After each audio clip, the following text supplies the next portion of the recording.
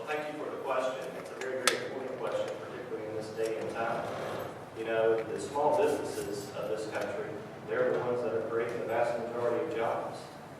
I remember watching this maybe 2 or 3 months ago now, a little segment on Fox News. They had several CEOs, started out as small businesses and now they're big businesses. And the question was asked, could you start your business today? And they all said no. You know, if you think about it, if you go back to 1950, if you had all the rules and regulations in place in 1950 that we have today, we'd still be a third world country. That's a very true statement. We need to get the government out of the way. We need to get the government off of our backs and out of our pockets. And the best way to reform the government is to take their money. In the state Senate, our co-chair of subcommittee, where I took agencies' money. That's how we cut spending, and that's how we balance the budget. That's exactly what we need to do in Washington. Thank you. Mr. Crowe. Yeah, I think I'm going to stand up and walk in front of this table because my competition did it the first time. And I don't want to be outdone by them. But I have been a part of the free enterprise system for 45 years. I ran my own business. I hadn't been involved, and I felt like I was in a war almost the entire time. I believe that we've got a big problem in this country. We've got some people that want to own it, and they're trying to run the little guy out of business every way that they can. I was looking at ways to try to save the little guy and get this economy going. I believe that you go with what you got. You go to help the businesses that are here. I believe in clean water. I believe that the state of North Carolina, if they reduce their corporate tax from about 6% to maybe half of that, you're going to make it up with the people coming here. I think reduce taxes, reduce the tax rate for businesses from 35 to 15%. Clean water, we got to work on that. And I look like I'm out of time. It went very quickly.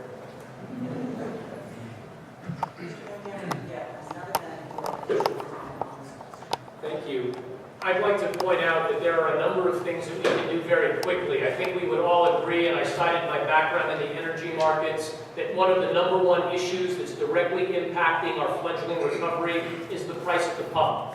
We're being held hostage by mullahs that are 5,000 miles away every time they rattle their sabers.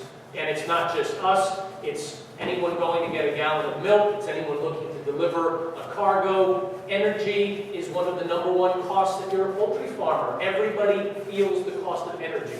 There are things that we could do, from easing our regulatory environment so that we could develop more of our clean nuclear energy, to looking at the gas exploration that we have available here in the Piedmont, off the coast. We could change the paradigm of North Carolina. Think about the Texas job narrative. It didn't happen in a vacuum or by accident. Lower regulation, tapping natural resources that were available, and they were able to lower their corporate tax and their individual tax, which has drawn businesses. They've had over 1 million new jobs added. That could happen here if we let it. Thank you. This next question, Mr. Master, the first part of this is yours, then we'll go to Mr. Crowe, then Mr. Pantano, and then back to Mr. Rouser. Talking about the economy, one thing when we're talking about the economy that we quickly move into, it seems like, is debt. So I'm going to give you a little scenario that George Will actually put forward. In 1916, in Woodrow Wilson's first term, the richest man in America, John D. Rockefeller, could have written a personal check and retired the national debt. Today, the richest man in America, Bill Gates, could write a personal check for all his worth and not pay even 2 months interest on the national debt. By 2015, debt service will consume about 1/4 of individual income taxes. 10 years from now, the 3 main entitlements, Medicare, Medicaid, and Social Security, plus interest, will consume 93% of all federal revenues. 20 years from now, debt service will be the largest item in the federal budget. What policies will you pursue to get a hold and rein in this debt? Well, you have to do 2 things. One is you have to grow the economy. The other is you have to cut spending. got to do both. And that's the only way we're going to get this debt under control. Now, let's talk about growing the economy. The way you grow the economy is get rid of the 3.8 million words in the current tax code. Let's say that again. There are 3.8 million words in the current tax code. We need to just scrap it and start over. Have a flat, fair, and simple tax that everybody pays. One of the reasons why we have issues in this country, we got 50% of the folks paying taxes, the other 50% are not. So in essence, you got 50% pulling the wagon, the other 50% riding in. You know, I guess it's great if you're riding in it, not so good if you're pulling it. The problem is, the more folks that ride in it, eventually it slows to a crawl, eventually stops, and that's about where we are today. So we need to have a tax policy where everybody's got skin in the game. If you work, you ought to be better off than if you don't work. That's just the bottom line. Secondly, we need to be pursuing a comprehensive energy policy in this country where we're tapping into every possible resource that we have. Natural gas here, oil and AMR, you name it. We need to be doing it. I am firmly convinced that the rest of the world thought we were serious about it. The price of gas will fall tomorrow dramatically. Energy independence is one of the key critical elements that we must pursue and pursue vigorously. And then third, we've got to repeal Obamacare. Obamacare is actually really killing the economy in this country. And I'll share a story on that later because I know my time is beginning to run out.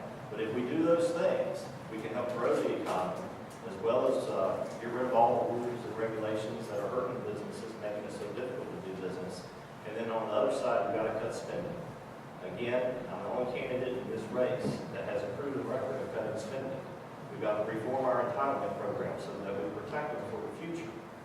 And we must take some of these agencies head on and cut their spending, and I have the courage and willpower to do that. Thank you. A couple things I don't want to forget about, so I'm going to say them first. In our infinite wisdom, they cut Social Security contributions by 2%, our third last year, and that means that Social Security has $240 billion less to pay its bills. Now, when people say, oh, we're going to run out of money, well, I guess we are. When you cut your contributions, you bankrupt it. That's what I would do yesterday. I would vote for it. It needs to be done. And then you've got the engine of this country that is totally and completely corrupt. You've got the Federal Reserve. They're sending us, the taxpayer, a bill for $400 billion a year, and when the interest rates are up, it's much higher than that. We have got to get rid of that. You talk about a free ride in the wagon, the banksters have got the biggest free ride in the wagon in the history of the world. And I hope that I get a chance to talk about the gasoline business today because I was in it for years and I want to tell y'all a bunch about it. Thank you. Friends, I started our conversation this evening with pointing you at Social Security and the debt bomb. How many of you think that our national debt's $15 trillion? Raise your hand. I'm sorry, it's not. That's the securitized debt. That's against Treasury bills that are sold. Our real debt is over $60 trillion, which is the unsecuritized debt of the mandate of Social Security and Medicare and Medicaid into the future. By 2045, every single dollar of federal revenue, which is another way of saying your taxes taken from you at the point of the gun. See what happens if you don't pay your taxes, and see what I mean. Every single tax dollar will go to pay Social Security, Medicare, and Medicaid by 2045. So how are we going to tackle that? Friends, there's a plan. I've supported this plan since 2010. I support it to this day. Why? Because it makes some hard choices about how we're going to bend the cost curve down. Young people in this room, if you're under 55, we're going to have to change the retirement age. It's a hard conversation to have. They call it the third rail of politics.